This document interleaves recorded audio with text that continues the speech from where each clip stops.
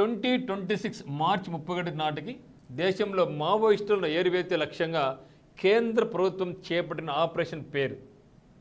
So ఇప్పటికే చాలామంది మావోయిస్టులు ఏర్పడేశాం. మరి 2026 నాటికి 31 నాటికి కంప్లీట్గా భారతదేశం నుంచి నక్సలిజాన్ని ఏరిపడేయాలా అనేసి భారత ప్రభుత్వం ఒక ఆపరేషన్ స్టార్ట్ చేసింది.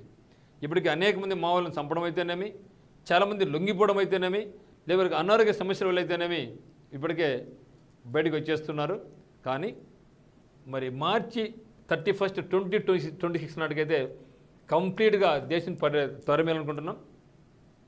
అయితే దీనికి పెట్టిన ఆపరేషన్ పేరు, name the operation undertaken by the central government with the aim of eradicating Maoist from the country by March 31, 2026. Operation Sindhu, operation Sindoor, operation Mao, operation Kagar.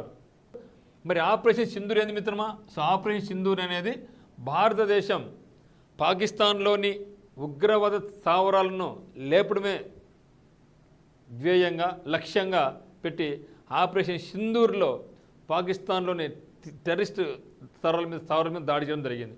మరి ఆపరేషన్ సింధు అంటే ఏమి? ఇజ్రాయిల్ అనేది ఇరాన్ మీద దాడి చేసింది. అప్పుడు అక్కడ ఉండే భారతీయులను ఇండియాకు మనం తీసుకురావడం జరిగింది. దాని పేరే ఆపరేషన్ సింధు. సింధు వచ్చేసి పాకిస్తాన్ టెర్రరిస్ట్ స్థావరాల మీద దాడి. ఆపరేషన్ సింధు వచ్చేసి ఇరాన్లోని అంటే ఇరాన్ మరియు ఇజ్రాయెల్ మధ్య యుద్ధం జరిగినప్పుడు అక్కడ భారతీయులు సురక్షితంగా ఇండియాకు తీసుకురావడానికి ఉద్దేశించిన ఆపరేషన్ పేరే ఆపరేషన్ సింధు. కాబట్టి ఇక్కడ ఆపరేషన్ కగార్.